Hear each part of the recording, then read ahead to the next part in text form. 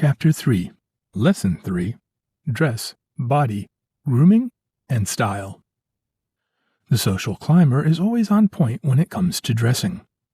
You cannot appear haggard, and you cannot be less than perfect. Your appearance must seem effortless, yet you must give it maximum attention. You want to seem like you're prepared for any occasion, and you must be. You want to show up looking like a model, ready to talk and inviting. You want to smell amazing when you walk in the room. The women should want to hug you, and the men must feel an aura of power and gentility, yet with the subtle idea of ruthlessness exhibited in your style. When it comes to dressing and grooming and style, you cannot be anything less than perfect. This heavily influences how you are perceived by both your enemies and your friends. Your friends must have confidence in you and your credibility, and your enemies must fear you. An underdressed man is less likely to be feared than a man dressed for the occasion. If you turn up to the club wearing denim and a designer shirt, you'll be seen as a dork that just made money and has no idea how the world works. Turn up in a tuxedo, and everybody knows you mean business. Pimps wear their pimpy kind of clothing. Mafia bosses wear their kinds of clothing. Pick your style and make it deathly.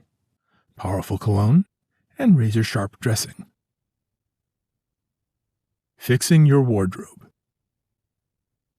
Before you start attempting to influence anybody, you must fix your wardrobe. Now, a good wardrobe depends a lot on the type of environment you live in.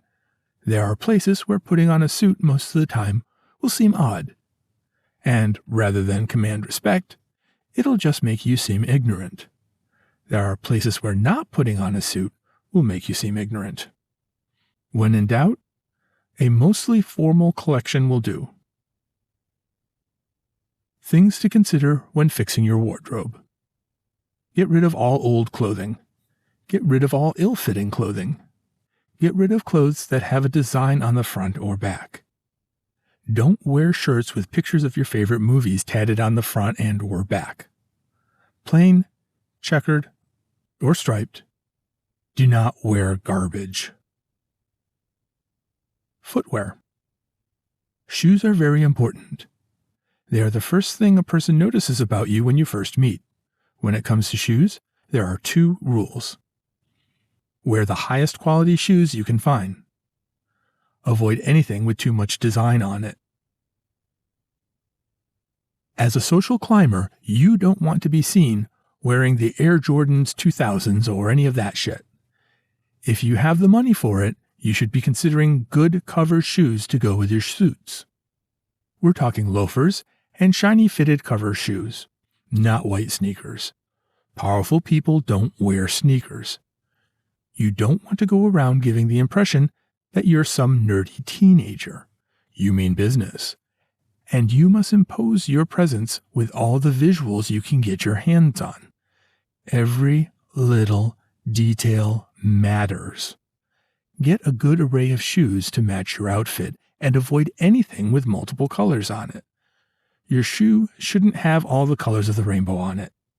If you're looking to build powerful connections with powerful people, then you must have an air of regality about you.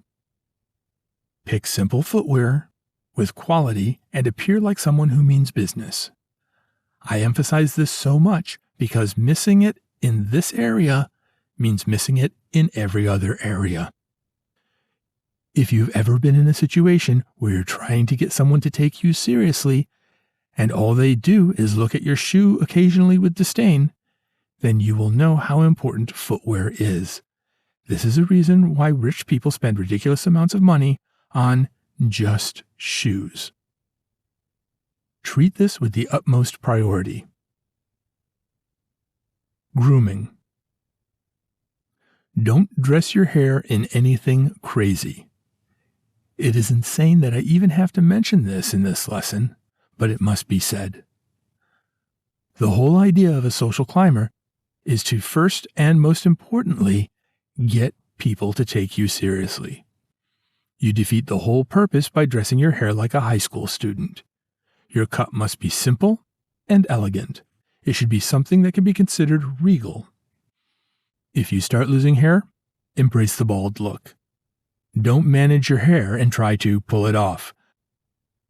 Confidently embrace the situation and own it. Your nails must be neat and well trimmed. Your skin must be clear and smooth. Your body should fit well into your clothes.